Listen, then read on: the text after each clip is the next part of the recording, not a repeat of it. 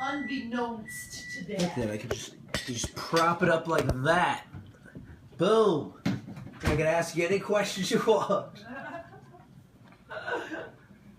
You know what I was going to ask you earlier? I was going to ask you, when did you know you wanted to be a doctor? When? Yeah. Like everyone. Like, was there a moment? Probably when I was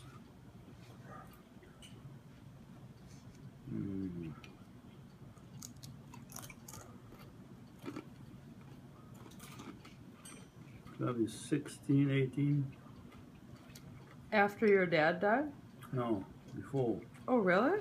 But it crossed my mind. It's something that I had a passion for. Even as a child. I remember when I was 12, I used to go every Saturday morning. There's a pharmacist who was a good friend of mine. And he used to extract teeth. Boy, oh.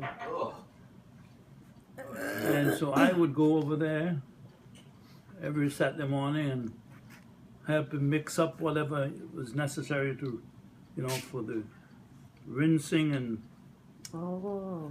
he'd give me 25 cents. Oh, Wait. What? Yeah. Wait. You would go to the dentist. It's not No, a dentist. he was a pharmacist. A pharmacist. Yeah, but he extracted the teeth. But he extracted. And You did the what part of it? whatever, he used to tell me how to mix up things, and would mix up some glue and so on too. What, you were making medicine for people? We would help him to mix the stuff. Yeah. Definitely FDA approved. Hey, he got paid 25 cents. Paid 25 cents. I mean, that was big money then. 25 cents. Yeah. But then,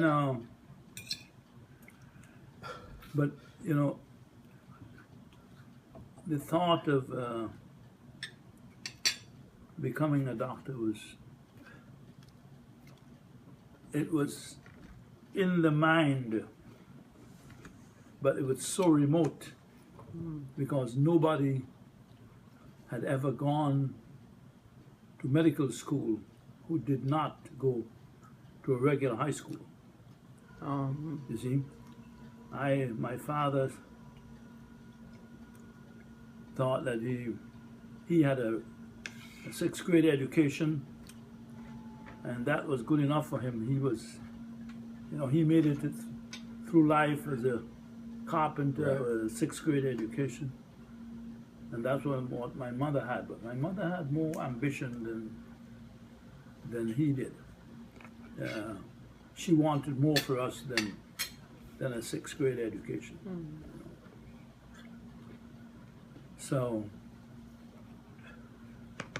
but then I figured out, I said, it was, if I worked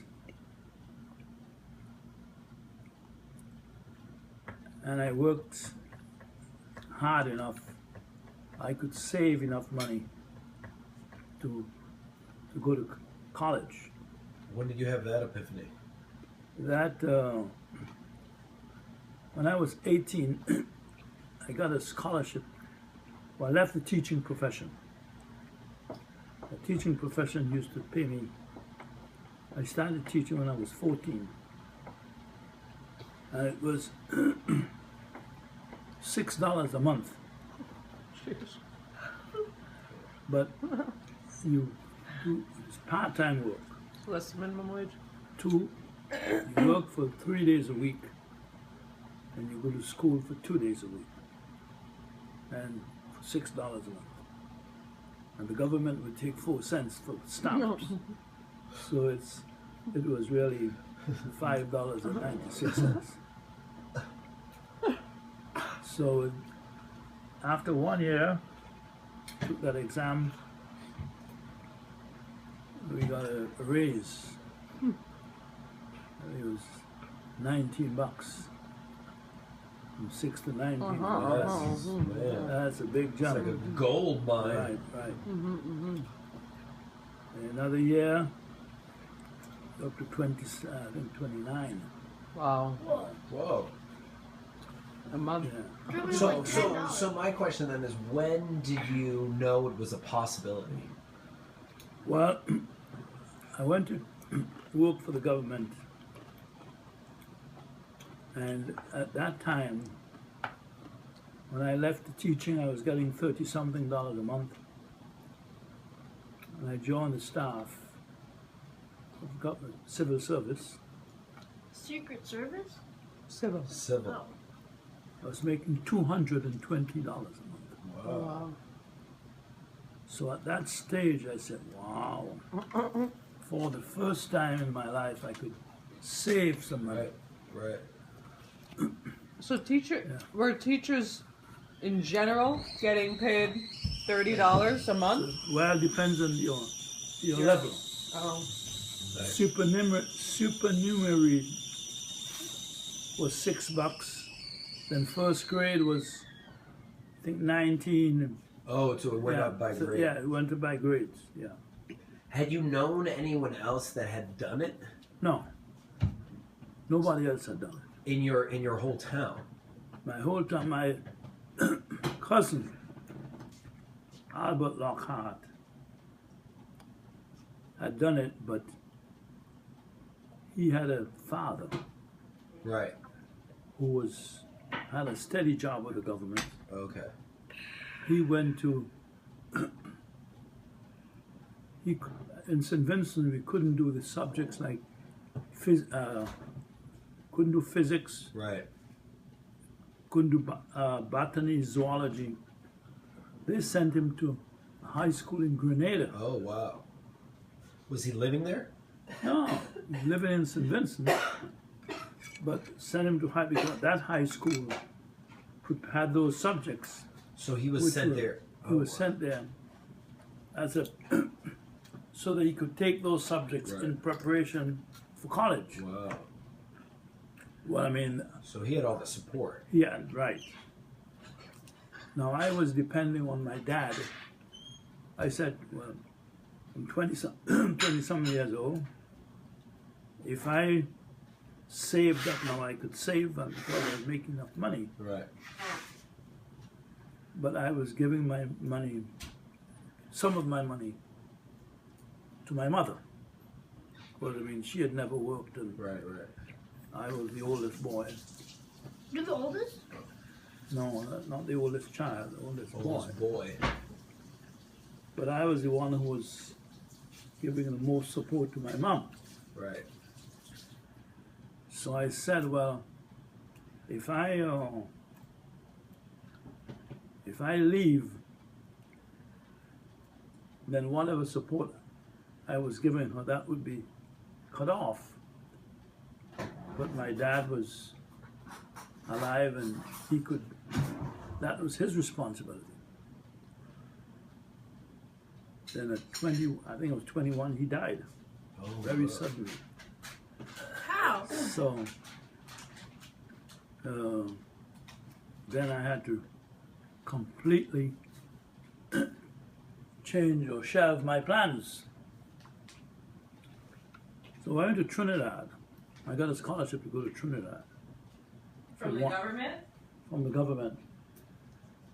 That's 1 year for drafting. The same type of work that I was doing in St. Vincent. So when I got to Trinidad, it dawned on me that Trinidad could offer me some subjects as an evening student that was not available in St. Vincent. So I would drive take a bus. My work hours were 8 o'clock to 4 o'clock. So at 4 p.m. I'm off. I take this bus to San Fernando, which was 60 miles away. Oh, man. On a bus? on a bus. Oh boy. So I did that. How long was that ride? An hour. It's More, because you have to stop. right. Yeah, Probably was I 2 did hours. that 2 days a week. And then, of course, I had to study, you know, in between. Like on the bus? Right, fortunately, the work that I was doing didn't require any studies. Oh. But the afternoon work, the high, you know, I was doing that, botany and zoology. That required some studies. Oh, of course. So, Wait, so you got off work at 5. No, 4. 4. It'd take you 2 hours to get there. I catch the bus. It took me 2 hours to get there. Class will be at 6. Class would be from 6, to 9. 6 to Oh. 9. Yeah, That's brutal. And then you'd have 2 hours, and then take 2 hours back. that right. And you do that all over again. How long did you do that? Twice a week for a year. For a year. Wow. And then on Saturdays, I contracted with this guy who was a high school student. And he was doing,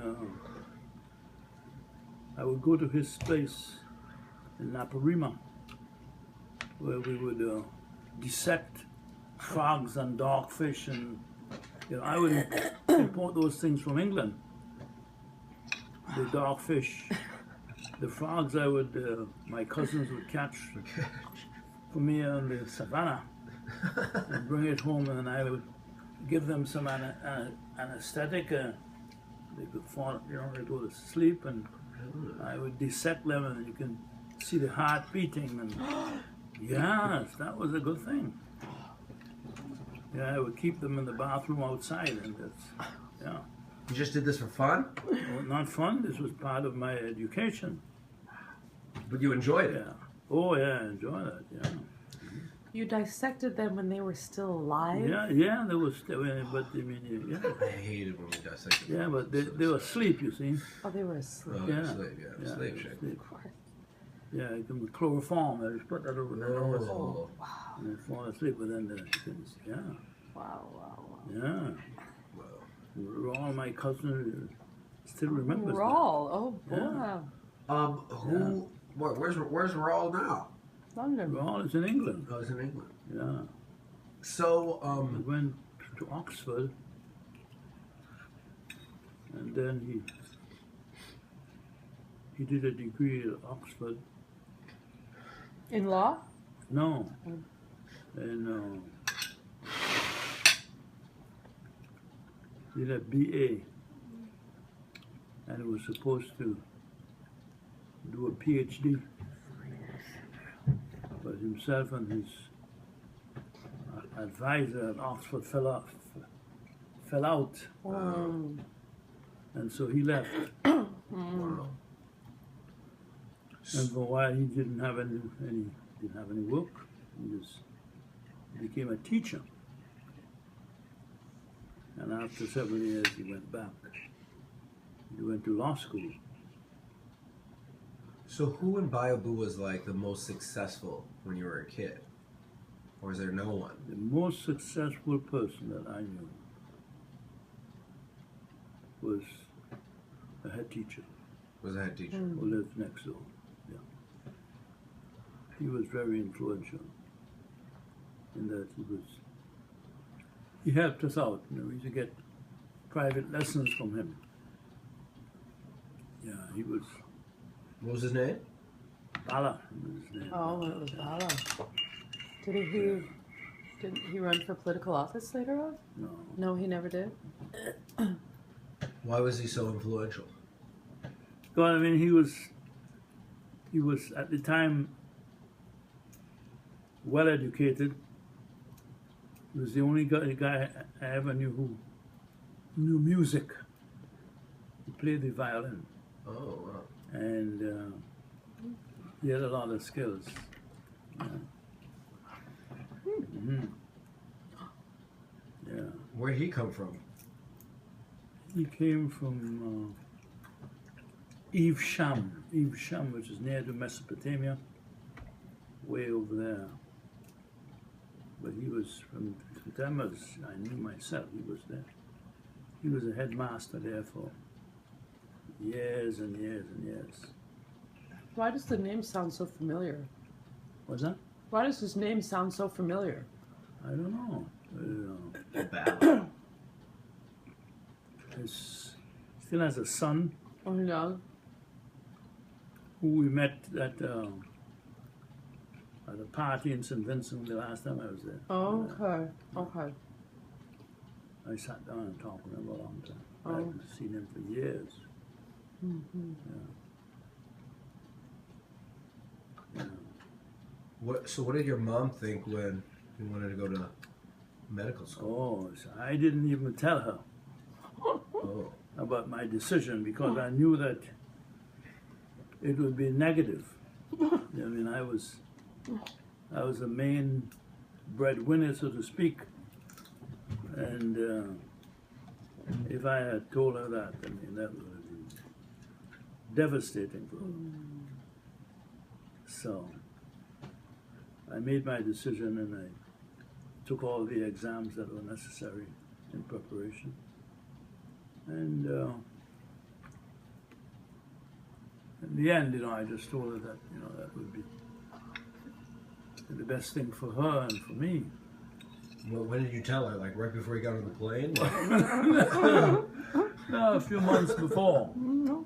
A few months. before, months yeah. before. After you had taken all the exams. Right. But you said you didn't know what the results of the exams were. I had taken one subject I didn't know. Oh. One subject I did not know. And it was my entrance to college was dependent on the results of that subject. Which subject was that? It was botany. Professor. I thought I had done well, but I mean, that was... So, the university paid for my passage to go to college. Whoa. Yeah, they always pay for your passage going, and they pay for your passage after you're finished. Wow. Nice. So, That makes sense. Because in the I rest of the said to time, it's just myself, like, figure it out. I'm going to take a chance and go. And when I went there, I went to the registry, and they had the results of the exam. So they told me that I had passed. Wow, So- so you found out there. Right. Did you do really well or what? You just Well, I mean, I did barely well. passed. So, Botany is no longer a pre-med subject, it's- or even a med subject. No. no, here they do biology, which is a combination of botany and zoology. So they used to separate it like that. Yeah. So when you told your mom, what did she say? Well, she just said me after when she saw the plane take off, her heart sank Oh. because, she depended on me to, some extent, and so. But then what she did was she had some lands that my dad had left, and Oh, she sold them. Oh.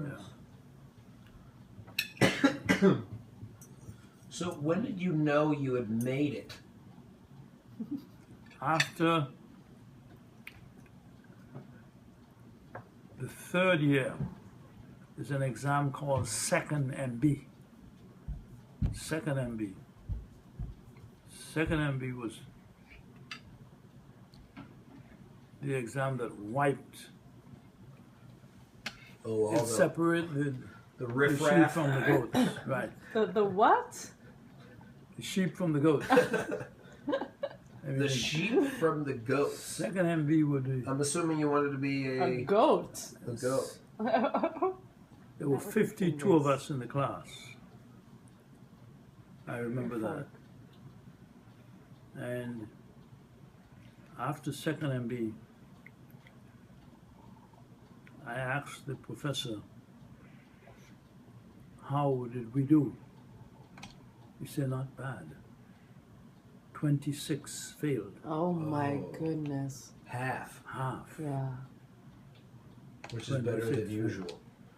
Said that was good, yeah. Yeah, it's not before. Second MB was a tough exam. I mean, it is a tough exam. If you fail, you're out. You have one more chance. One more What? chance. You blocked the camera. Oh my goodness. Yeah, 2 chances of second MB. 2 chances of first MB. Yikes.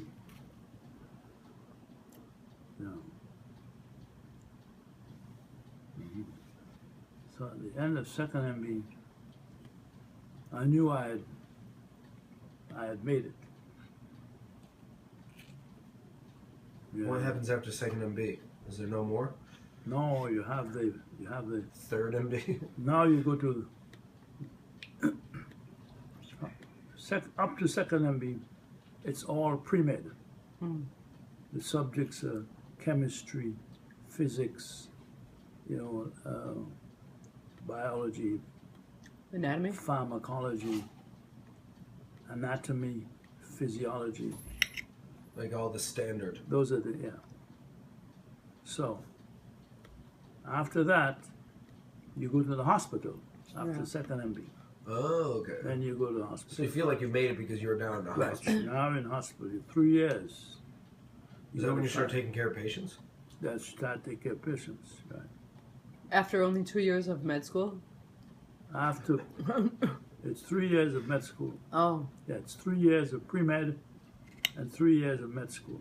6 years 6 years. before you get to go into the hospital. No. 3. Oh, 3? After 3 years, Oh, wow. you go to the hospital.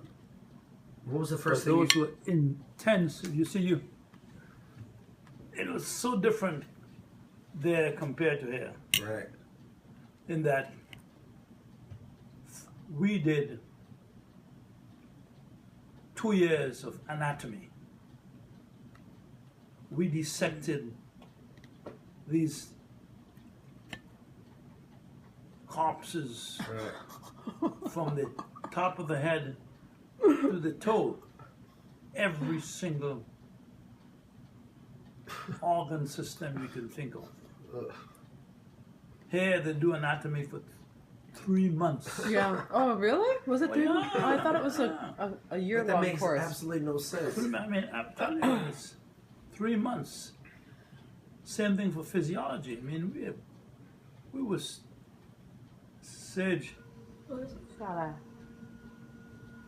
So I mean, when I Get your fork. when Yeah. we were finished,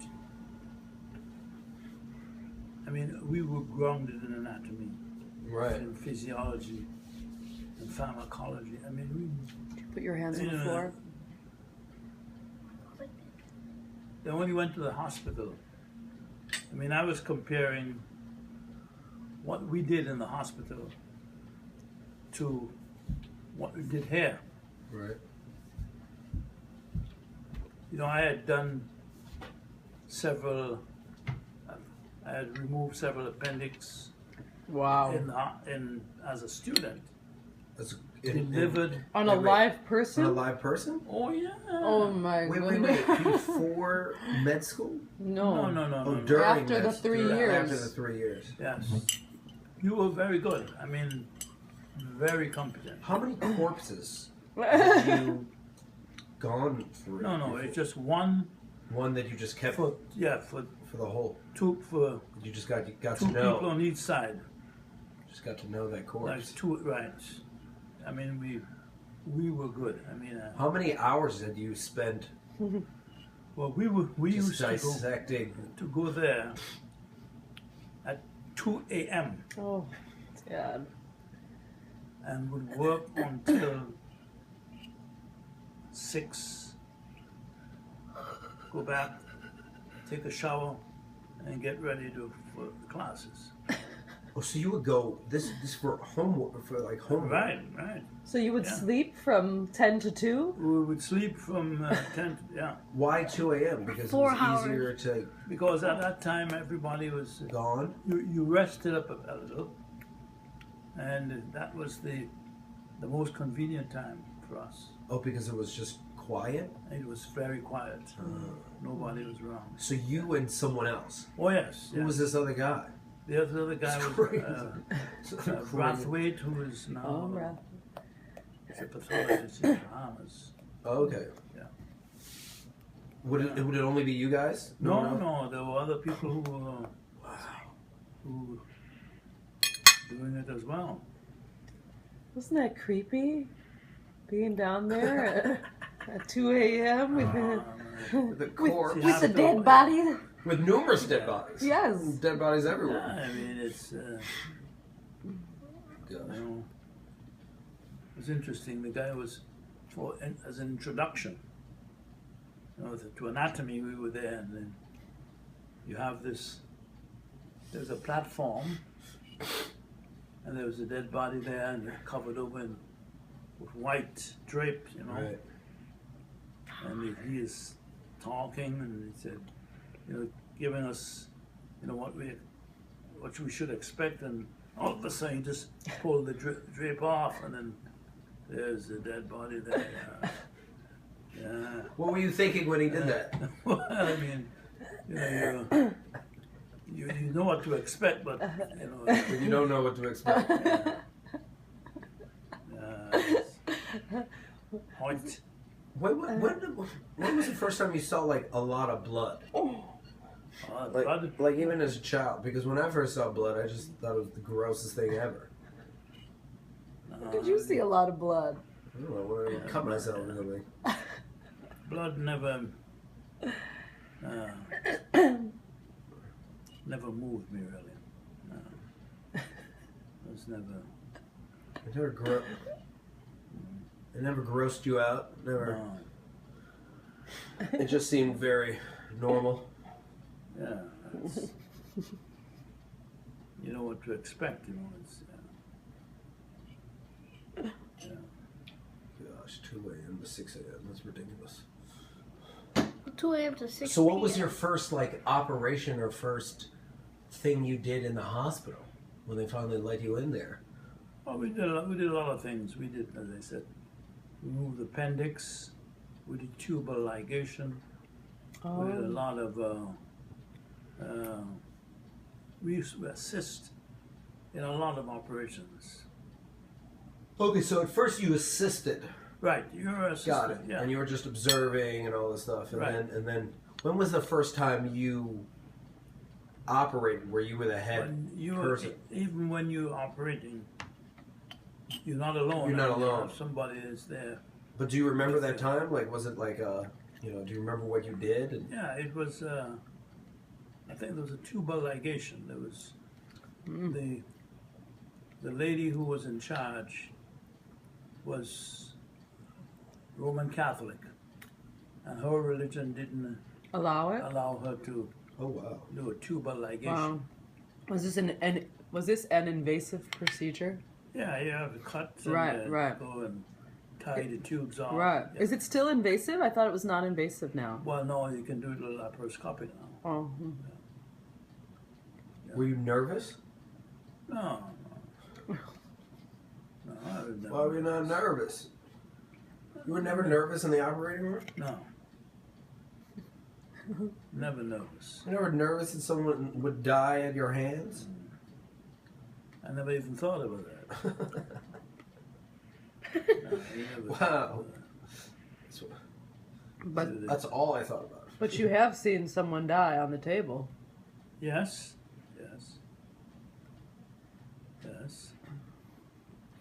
Did you blame yourself? No, I was not involved. I mean, I Oh. was a You were observing. bystander. What about when you actually were a doctor, like at St. Francis?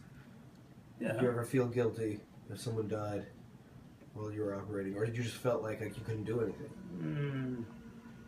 That didn't happen very frequently. I mean, you did it in such a way that you expected them to do well. Hmm. But sometimes it didn't happen. So despite your best effort, it didn't turn out to be what you would like. Wow. Then you, in a situation like that, you really don't blame yourself.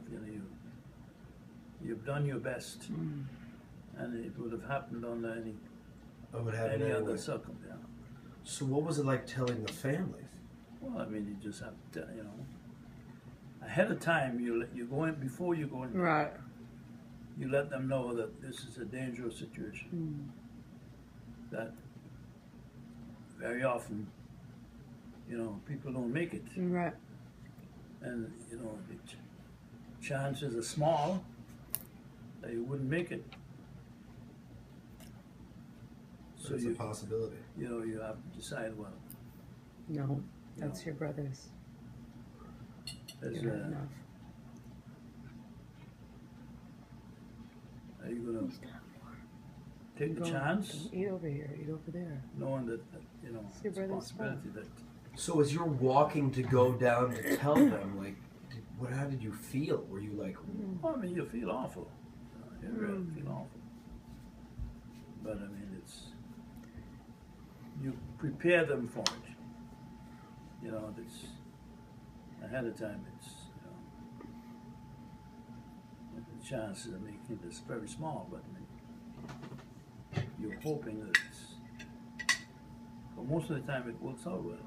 oh. But Did anyone ever blame you? well, I mean, blame you such you let them know ahead of time what to expect, and so. Did you have to tell Marilyn Kamek that her husband died? Or you weren't there when he died? Marilyn Kamak? Yeah. Oh, No. oh. Isn't that got later right there? He died in Indiana. Oh, he did. Yeah. Oh, okay. She was not. Yeah. Oh, what about the woman who gives you biscotti all the time? No, I don't. He also. He died before. Yeah. She was a patient, but not him. Oh, really? Yeah. Oh, okay. Yeah. He had died before. He was. Yeah.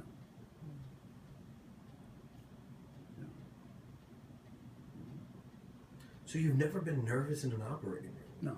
Even when you're, wow. When are you nervous? What's that? When do you get nervous? No, you have Oh my goodness. You You get have- nervous playing Operation. Yeah, me too. you have So I was like, confidence. I'm not going to be a doctor. You have confidence. You know that this is. You're going in there with positive feeling. Right. The chance of something happening is very small. So I'm looking on the positive side. Was it because of the type of surgeries you were doing? Because, I mean, you weren't doing heart transplants. No, Yeah, that's you- right. So the chance of something happening was very small. Right. Yeah. And So- just inserting a pacemaker, Yeah. that kind of thing. So even if you were like doing an appendix, there were other people around, so if you made a mistake, they could help you. Is that why you felt Yes, more comfortable? yes, or yes, you just You had done it so many times. with the corpse? Yeah, that you could, after a while, you can close your eye and do it. I mean, So that's is it, the advantage. The advantage to going to University of the West Indies, as opposed to here, is that at the university, when you come out of there, now I had done 30-something deliveries before I graduated. I don't think they Yeah. let anybody do that, Right. right? Here. So, Here, they Right. don't let anyone. no, no. No, you I have mean, to I can't- Watch. You Yeah. have to watch. right. from like You see- afar, Yeah. like from a glass. See, we had a TV. lot more practical experience because in the Caribbean, what they're preparing you for is to be a good general practitioner. Right. Yeah. So almost everybody who graduated from that university came out there with a lot of practical experience. Right.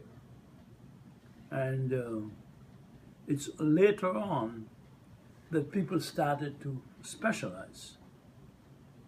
See, when I was a medical student, I went to in Jamaica, I went to a place called Lucy.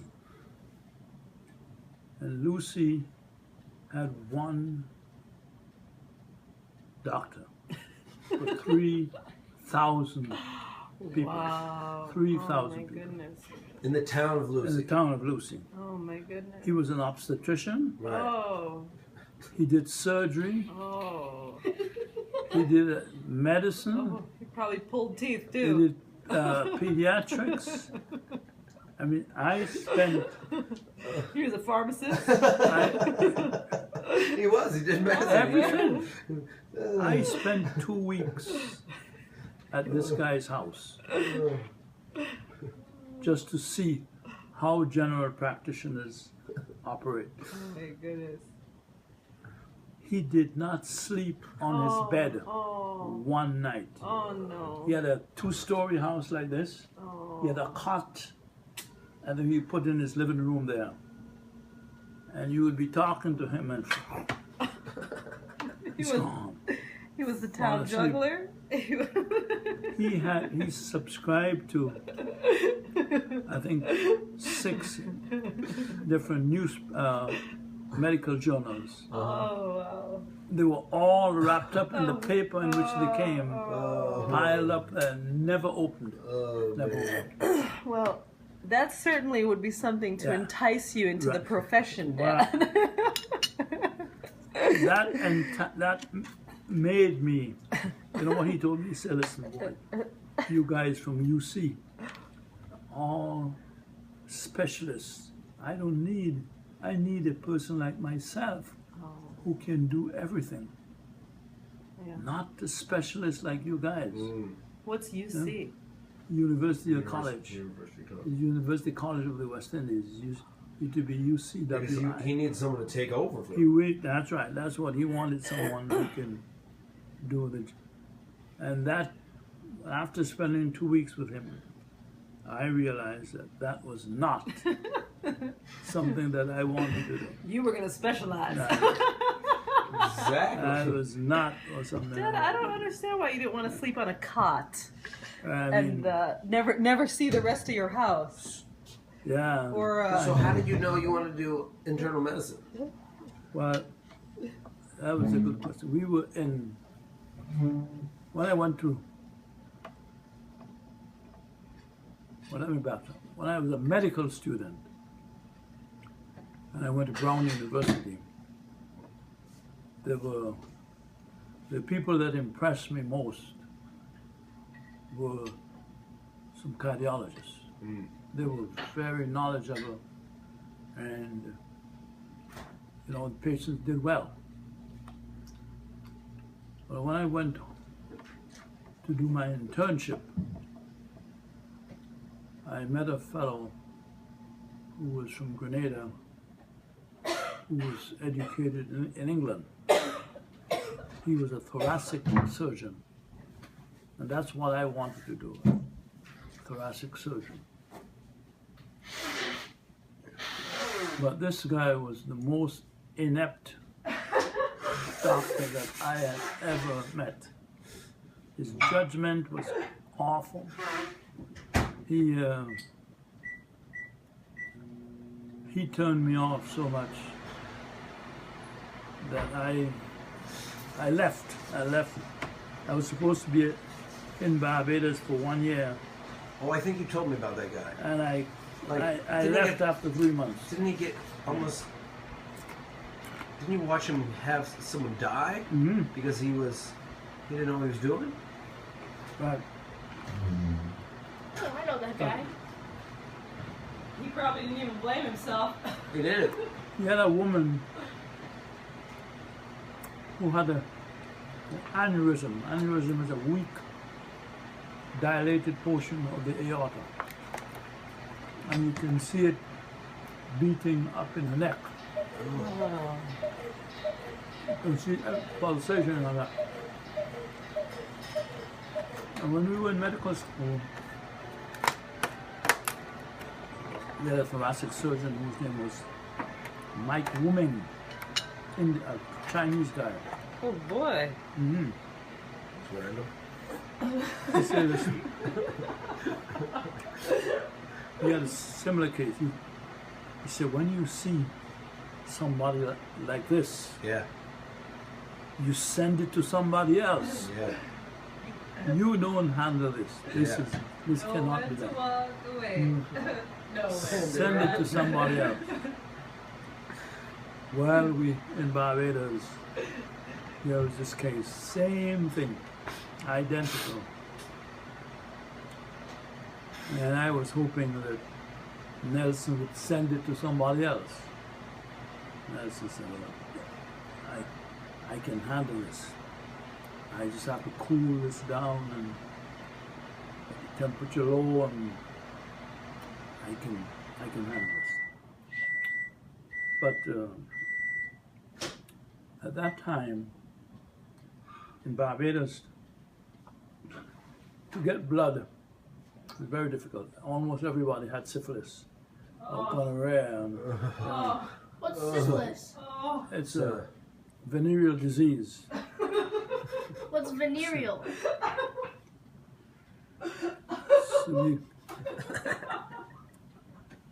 couldn't get any blood. It was clean. Well, what is that? So he had Good to, blood. Good blood. he waited until the ship came in. These are Navy sailors. Oh. I love how you did not answer that question. And they would What is it? donate blood, Right. 18 pints Right. for this particular case. Right. So he had the blood. He had the blood He was ready. ready. Was he ready? The next day, I remember we had presented the case beforehand at a symposium, Oh wow, you had and presented. Gosh. this is the first time a case like this had ever been done in Barbados. In Barbados. Oh wow. So a lot of people were paying attention to this. I mean, everybody's paying attention. High profile. Everybody's paying attention. he's looking like a star. Yeah, of course. That's why I wanted to take it on. And there was a guy there whose name was Leacock. Leacock was a white Barbadian, very skilled, but he knew his limitations. You know, it's not a case that he would handle. What do you say? So, I mean, everybody was enamored with With the Nelson? enormity of this thing, you know. And Nelson could not be dissuaded. What did Leacock? Yeah. What did Leacock say? Leacock, you know, he looked at it with interest. Right. He didn't think this should be done. Oh, did he tell him? Did he tell No. Nelson that? He told him that. Didn't think it could be done. It could be done. And Nelson was of the opinion that simple. Wow. simple. So I'm assuming a symposium's like a question and answer Yeah. with Mhm. with the group, and Right. so all these people are asking questions, and Leacock's like, I don't know if Yeah. this is possible. Everybody expressed their opinion. When Nelson was positive. How many people are in the room? No, they were just not. They were just looking through the. It's in the theater, you see. No. In the symposium, how many people? Oh, there were quite a number. All the residents, interns. Oh my gosh, so we're talking Yeah. like 50 people, 100 people? No. But there was probably 20. Okay. Did you tell him what the other surgeon had said? Yeah, I said it, yeah. He was of the opinion that he could cool it down, and he made it sound Easy. possible. you know, And his idea was he was going to cool it down so the Cool down so- aneurysm would not be so the beating. temperature would be lower and so the anesthesia was there and the patient to sleep and he's now have the saw and cut the sternum. Well, of course, cutting the sternum, the aneurysm was right there. And burst. Blood hit the ceiling. Oh my God. And then now you're pumping now and Pumping what? Blood. pumping the heart so it goes to stop. You know? Oh, I tell you. You mean he was massaging the heart? yeah, massaging, yeah. I can't laugh at this. This is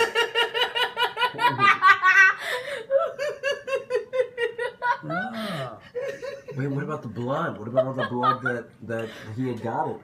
Well, I mean, he couldn't use it. Yeah. You know, yeah. How long before she died? Oh, she died Immediately. Immediately. Immediately. Oh. And what did he do? I mean, what do you expect? Yeah. It wasn't my fault. Yeah. He didn't think it was his fault. No, He didn't think it was his fault? no, he just felt that this is something that was possible. See, he was a new surgeon, relatively new in Barbados, and this other guy, Leacock, had built up a reputation, Right. and he wanted to take that reputation from Leacock. Oh. You know, he was Right. doing things that Leacock had never done. Right. This No. is this is his big chance. Right. So what happened when it happened? Like, what did everyone say? Well, what do you expect? I mean, they all predicted that was going to happen. But I he mean, wasn't thrown out. No. He wasn't thrown out, Oh my God. no. And the woman's family didn't sue him. No. I don't think suing In Barbados, in Barbados. Barbados didn't sue. My It gosh. wasn't my fault. But eventually he was discredited, right? I thought that's what you told me. Yeah. He lost his job somewhere. Yeah. I mean, as a Grenadian, Hmm. you know, I think he went into the hotel business. Oh, really? Wow. Because he had his license revoked or something? I don't know, but I mean, his reputation got around, you know. People, small country. Yeah, I mean, once that story goes around, right, who would go to him after that? right. Wow. Boy, It's crazy.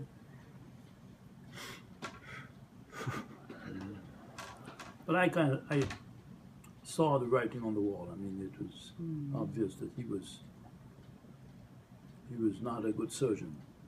How do you know? How long does it take you before you know someone's not a good doctor? It's that you A few you minutes. can tell very, very early. What do you look for? Very competence is something that is easily revealed. Yeah. You know, easily. In any field. That's true. Well, you In any field. see, I remember the very first. I was shortly after I came to St. Francis. There was a surgeon I met there from South Africa, white South African surgeon, neurosurgeon, very good guy. Tobias was his name. And he called me aside one day, you know, he said, you know, Harry, in medicine, you either have it or you don't have it. and you have it. I don't make anybody take this away from you. Oh, Wow. yeah. And that's it. You either have it or you don't have it. Which is true. Again, in many fields, it's the yes. same. It is, yeah. I mean, I have seen it so many times that,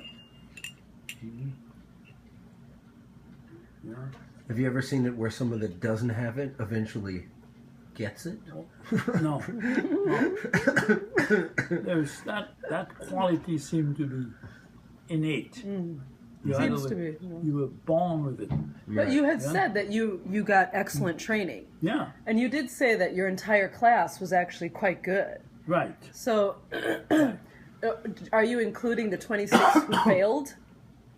Well, no, because some of those, they never made it. Right. You know, Right. you never made it. Okay, so the 26 who passed the second MB, you felt were solid doctors already. Yes, But even if you're born with it, if you don't work hard, then you don't. right. Yeah, it's that aspect of it is interesting. You really have to, no matter how smart you are, Right. medicine could really bring you down to a level that everyone It is. can just humble you. Yeah, you really, yeah. Because you see a lot of people that just, based off their talent, without the work ethic, they try to see if they can skate by, and they Right. don't. Right, you just can't make it from it. You really got to put the effort in, Right. because it's such a practical thing. And your hands got to be in there. You know It'll be dirty. you can see it early. Well, again, with most fields, that's the case. And just having the raw talent is not enough. Right. If you don't have the grit and you don't have Right. the perseverance. Yeah, I remember Dr. Ratti after he came from Northwestern, Oh, wow. and he had a PhD. Besides being an MD, he had a PhD In what? in chemistry.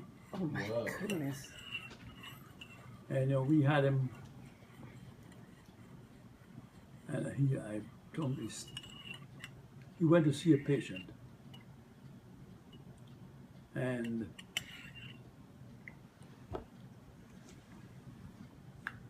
he had, I think, 8 different diagnoses. Rule out this, rule out that, rule out that. And I saw the patient the next day. And just from the examination, I knew that every single thing that he had written there was wrong. That if they had, based on what he had done, he was now going to order tests based on these diagnoses that he had there. And every single one was wrong. All he had to do was a good examination. If he had done the real thorough examination, he would have ordered one test which would have given you the answer. Otherwise, all the things that would have cost thousands of dollars, and he would never have come up with the right answer. Because he didn't take the time to examine the patient. Didn't take the time or didn't know how He to. probably didn't know how to. Yeah. Did you tell him? Yeah. I called him up. I said, Oh listen, boy, oh boy. sir, all these things you've written here, which is a very nice list. But you know what? The thing that's wrong with this patient is not on your list. Oh my gosh. What do you say to that? Yeah. Well, I mean, I just told him what the test you should order. Right. And we ordered that test, that was the answer. Wow. Oh. I never forget the very first day I went to St. Francis. I was making rounds with Dr. Pascal. Yeah. And he said, you know something? There's a woman, this woman comes in there.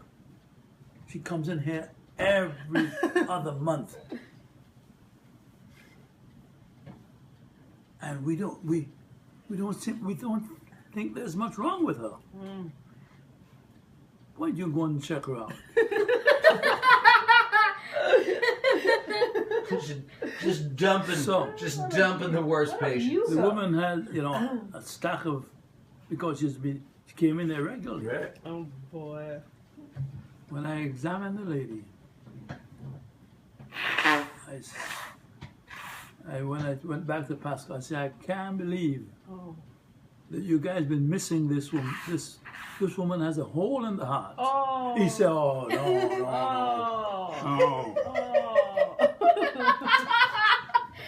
I A said, hole in Come. her heart. come, let me listen, show you how to listen to this. Yeah. And I was just teaching him how to listen. Oh. He's a senior physician. Yeah. That's crazy. He Yeah. was the most Most- senior. Most right. senior. How long you been there? One day. First day, First no, No, day. how long First had he week. been there? Oh, he's been there 20 something 20 years. years. He was the man. He was the man. Wow. Everybody who knew, wanted to see him because Right. he was. Right. Woman had a hole in the heart that was this big, Oh man. and the time we fixed that, she never came back. Oh. Never came back. You think she died? No, she had an atrial septal defect, which they were missing. So she came in because of recurrent respiratory Right. infection, Right. Oh. and that was what was the problem. Was she has this hole in her. So what did Pascal say when you showed him that? So I tell him that from that time he gave me some respect. Wow. Yeah. Wow. Yeah, there's anytime in terms of auscultation, Alaco was the same thing. He couldn't hear, Oh. so he wouldn't. They'd I, call you in? Yeah, I remember one day Alaco was seeing the patient. He had the patient on the operating room table, Oh. and usually when I go by in the morning, and I usually listen to them before I operate. Right. And tell them what the problem is before. Right. So I went there as a Lacos patient. So I listened to the patient, and I said, well, I asked the nurses, what's this patient here for? He said, aortic stenosis. I said, no, he doesn't have that. And I left.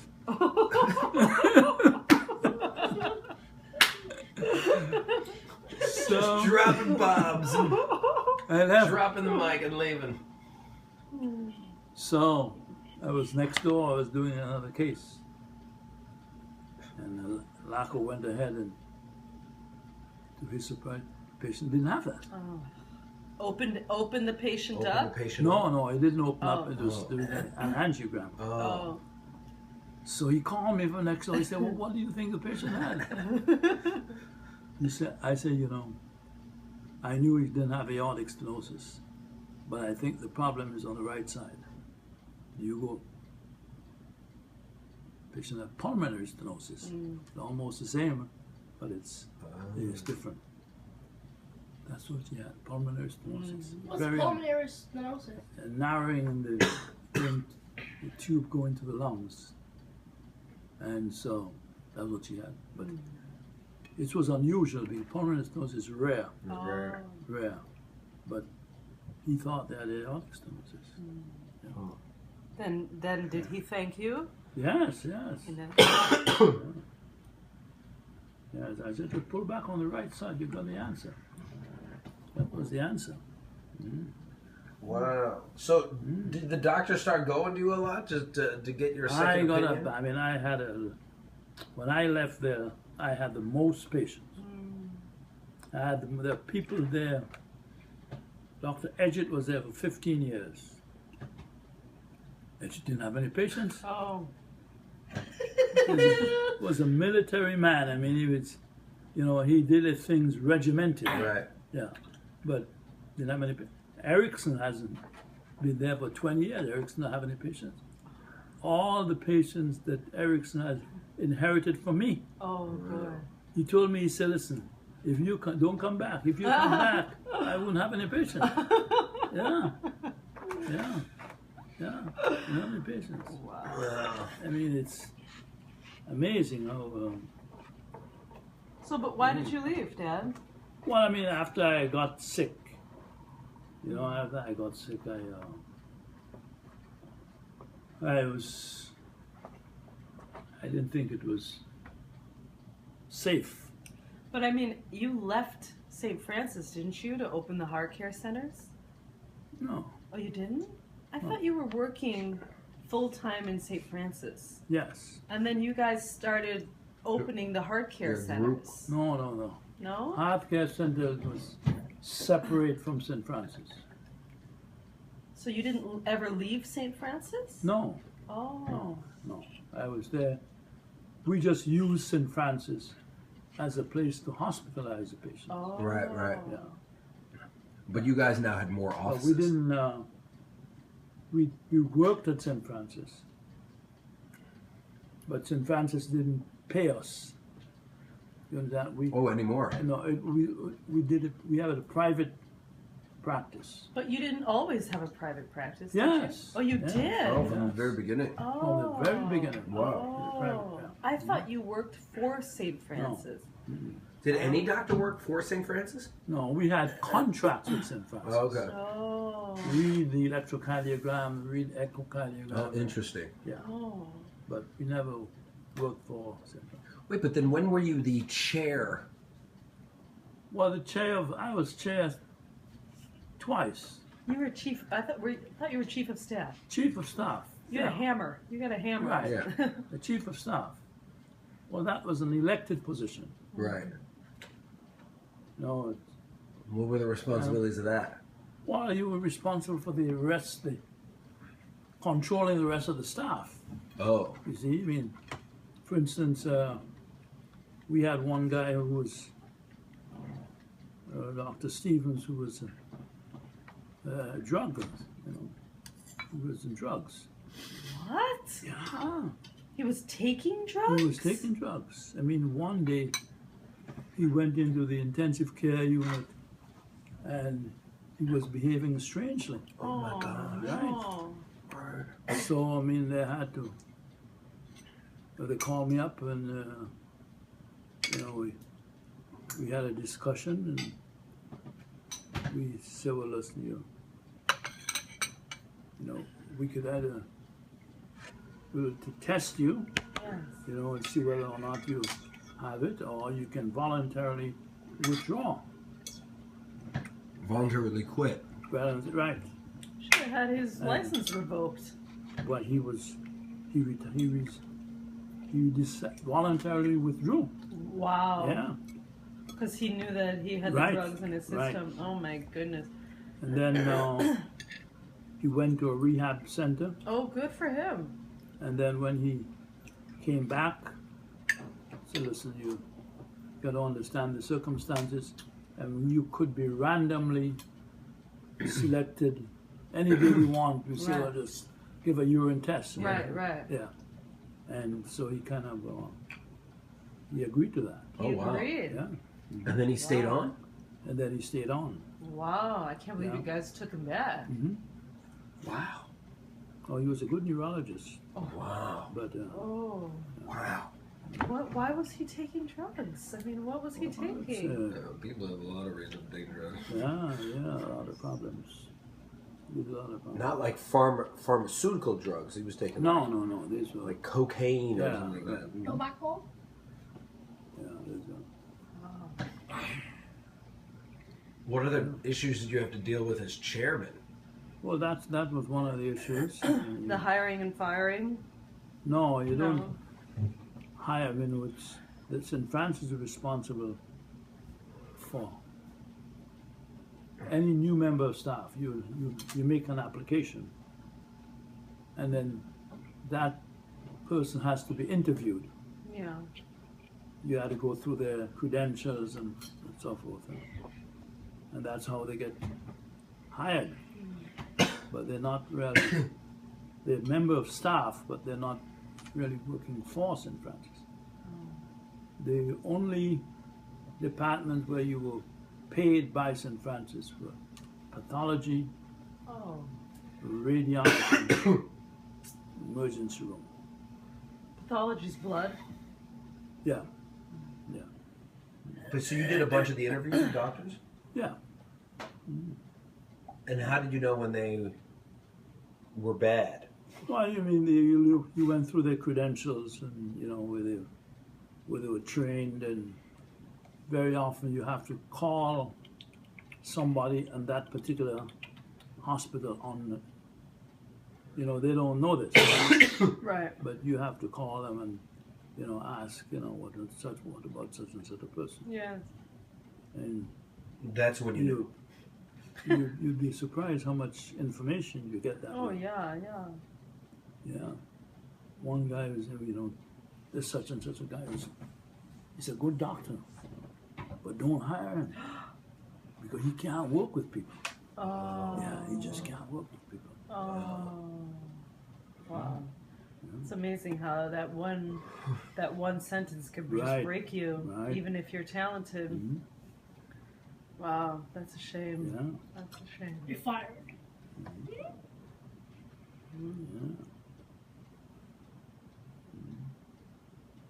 Did you ever hire anyone from Chicago Medical School, Daddy? No. Yeah. Dad told me that's the worst medical school. No. Wait, University of Chicago? No, Chicago Chicago. Medical school. I didn't even know that was a medical school. I didn't know that there's a University of College. Yeah, Davey's ex-husband went there. He did radiology. Ex-husband? X now, How yeah. many kids does she have? 2. Wow. Where's she live? In Chicago? Georgia. Atlanta? Oh my God. Yeah, yeah. But I don't think she lives with her kids. What? She got remarried Where to are a her white guy. kids? Wow. I think her kids are up here. How old are they? They're Sage and Zen Sage. They're up here with him? Or someone. What? Yeah. Or someone? Well, she left, you know, on her own. Oh, she left. She left him and the kids. And the kids? Whoa. That's intense, dude. Yeah. Yeah. I think she thought that she could leave, establish, you know, a safe place and then bring the kids, but Right. it didn't quite work out like that. She Right. couldn't support them financially. So,